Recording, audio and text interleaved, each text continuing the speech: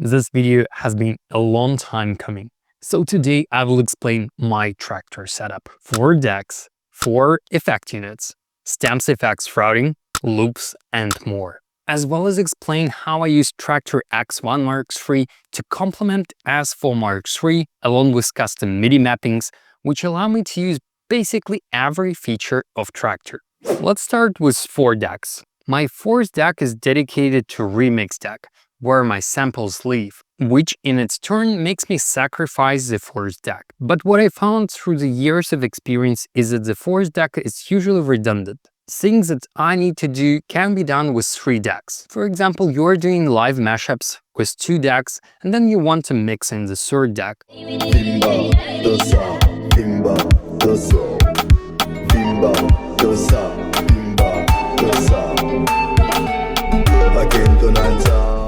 Having 3 decks is just the right amount, for me at least, to make this transition. Even if I have multiple loops, 3 decks usually covers my needs. And if I need to make use of 4 decks, I can always switch the remix deck to the track deck, or for example load the next track very quickly to make it as if I'm using 4 decks. I'm using this 4th remix deck just as a samples deck.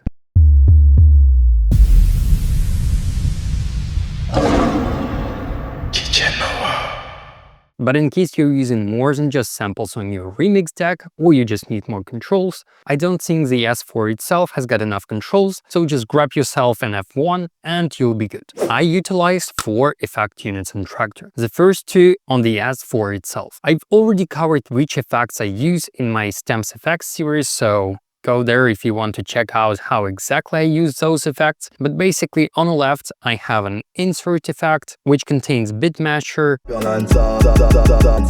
gator, and transpose. And on the right is a single post fader effect unit which contains my reverb. Now where X1 Mark III comes in handy is because it's an effects and transfer controls unit, it already comes pre-mapped with all the controls I need. So that's what I use. I use effects 3 and 4 on the X1 Mark III. Similar to the S4, the left one is my insert group effect, which contains reverse grain, filter, and turntable effect. And the right one is my delay, which is also post fader, similar to the reverb effect I have on the S4 Mark III. The top section of the X1 doesn't have any extra MIDI mappings, though the bottom one is the most interesting part. And that's a good segue to the stems effects mapping. Let's start with an S4. As you can see on the top, I'm using all effect units being activated for all the decks. So we are already deviating from the classical routing you may see in Traktor. Where the magic begins is on this controller. I remap the X1 so that each of the columns represent the deck being A, B, C, and D, and respective stems effect sense.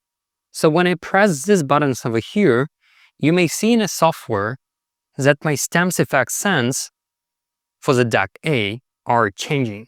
Same applies to all the other decks. And these buttons on the bottom, they just disable the whole column, meaning no effect is applied onto the deck. This, in my opinion, is a big paradigm shift because I'm DJing all the time exclusively with stems, which means that I don't need to be limited to sending the whole track to the particular effect. I can, for example, just route my vocals into the reverb,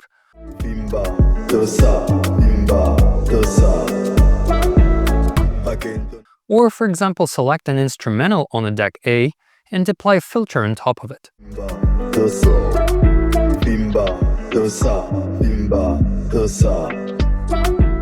In case I'm doing live mashup of 2 decks and want to mix in the 3rd one, let's say I have deck A and C being my current live mashup decks, and I'm mixing in deck B. So in this case, I can, for example, activate the stems effects only for drums on both deck A and C, and then send them into the delay freeze so that I'm getting rid of the drums, and then mix in the third track. Bimba, dosa, bimba, dosa. Akentonanza, inanza, papanginako, kolopoto, asapionanza, inanza, asherinako, kolokoto. Bimba, dosa, bimba, dosa. Bimba, dosa, bimba, dosa. Akentonanza, inanza.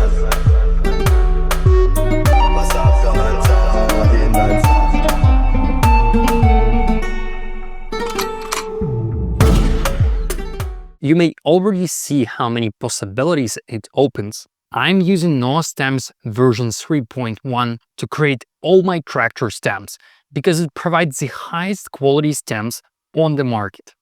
It also features a function to ensure the sum of stems equals the original track, along with GPU acceleration. As for switching stems on and off themselves, I found the controls on the S4 very convenient, so I didn't do any additional mappings on top of it. By the way, if you don't have an X1, I did make a video on how to map stems effect sense on the S4 Mark III, so go check it out. So this is pretty much it for the mapping on the X1. Just the bottom section, which is turned into stems effects routing, and the very bottom buttons, which disable stems effects sense on a particular deck. You can see how I use stems effects routing in my latest live sets published on this channel, so you can clearly see how I route my stems effects. Mapping for the X1 will be in the description. Now let's get back to the S4 Mark III. Since S4 Mark III doesn't have an in and out buttons for the loops, I did remap this and this button to become my in and out loop button. You play the track, you press in, you press the out. That's it. So what I can do right now is hold the button, for example the out button, and scroll the rotary encoder, and you can see the loop is shortened. Vice versa if I hold this button and turn the encoder. I am moving the in point of the loop.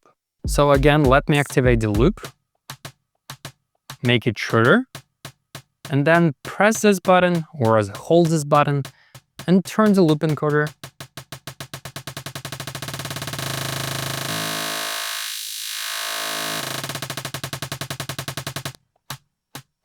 To make use of loop shortening. Sometime in the past, I tried to map this feature to the jog wheel, but I didn't succeed, so I ended up using it like this, and to be honest, I don't use it very often. And also, it turned out to be pretty convenient because I can hold it with just one hand and turn the encoder. And the very last part of the S4 mapping is master tempo. S8, for example, had master tempo right in the middle. S4, on the other hand, encourages use of the master DAC and syncing to the master DAC. Because I'm using 4 DACs, or you may say 3.5 DACs, I like to sync everything to my master tempo. So instead of using tempo faders, I opted to map the master tempo to this. When I hold this button and turn the encoder right next to it, which means I can do it with just one hand, you can see the master tempo changing. Same thing goes in a different direction. It is only this preparation button and this encoder on the right which are mapped to this master tempo change. So in case I still need to use add to preparation list button, I can still use it on the left side. That is pretty much it. I feel like this is the most complete setup for Traktor until we see a new controller. Akentonanza, inanza, papanginako, kolopoto, wasapionanza, inanza, asherinako.